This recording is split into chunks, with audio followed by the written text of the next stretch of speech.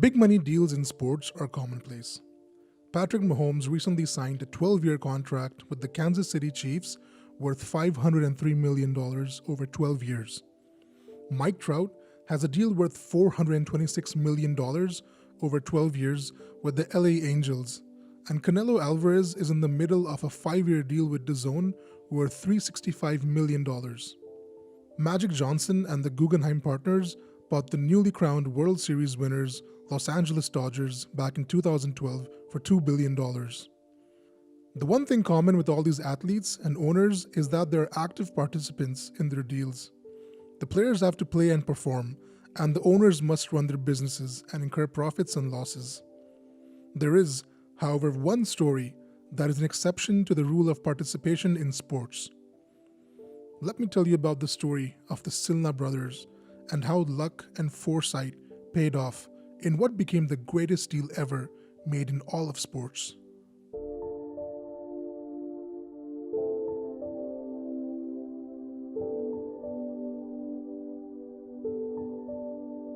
In 1976, after a 9-year talent war with the American Basketball Association, the NBA agreed to a merger, absorbing 4 of the remaining 6 ABA teams into the league.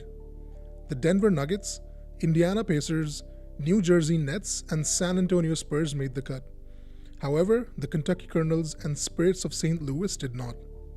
In order to complete the deal with the NBA, the ABA offered both St. Louis and Kentucky $3 million each to fold their franchises.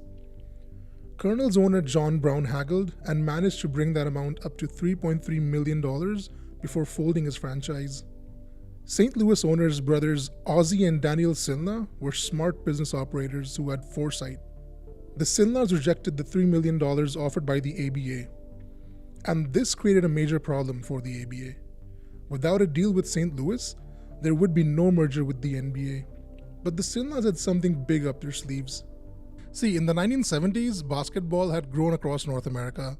Bigger media deals were being dished out, and thanks to players like Kareem Abdul-Jabbar, John Havlicek, Dr. J. Julius Erving, more people across North America and more television sets across North America were now tuning in to live telecasts of the NBA.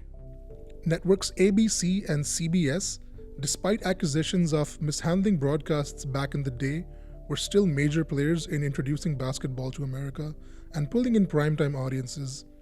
Basketball was still at this point a full decade away from a complete NBA playoff season being broadcast live. The Silna brothers saw a trend being set here. Using fact as leverage, they made a very unusual counteroffer that would play out as such. For any of their players being drafted by an NBA team, they would receive a payment, a deal which eventually came to approximately $2.2 million, and they would receive 1/7 of the media rights of each of the 4 ABA teams that were joining the NBA. This worked out to 57% of a full share, or around 4/7 of what a single ABA team would make back then. For the ABA and NBA, this seemed like a better deal. It was far less than the original $3 million they had offered, and in 1976, television rights were still an afterthought. The money involved was too low for the NBA to have been much fussed about the deal. And as for broader media rights, no one had the foresight to predict the rise of the internet. Looking at the then paltry sum of $2.2 million, the NBA and ABA ignored a very, very small but very, very key detail. The Silna brothers would own their 57% share of media rights in perpetuity. As long as the NBA existed, the Silna families would keep getting paid. As the deal mentioned, for the first 3 years, none of the 4 merger teams were to be paid any media rights, and therefore the Silnas had to wait until 1979. And then, a check of $500,000 started to roll in every year. Not too shabby for brothers who didn't own a team any longer and were pocketing most of the money that came in. And then, in the 1980s, thanks to Magic Johnson, Larry Bird, and Michael Jordan, the NBA blew up. In the 1990s, NBC assumed broadcast rights and league ratings had exploded across North America.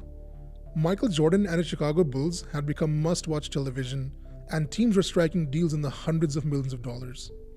In 2002, when NBC's deal expired, the NBA made a deal with ESPN and ABC worth $2.4 billion over the next 6 years.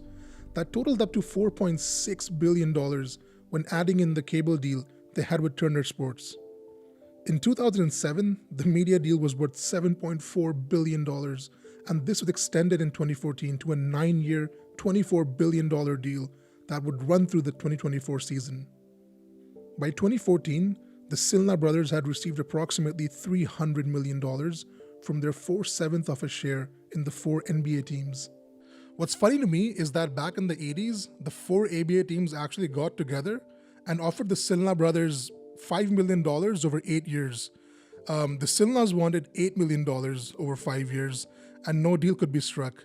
So for a difference of $3 million, the ABA teams actually ended up paying a very heavy price. In 2003, former Indiana Pacers president Donnie Walsh told the New York Times, and I quote, "Every 5 years, someone calls me up with this story, and it puts a dagger in my heart." In 2014, the NBA was able to strike a deal with the Silna brothers.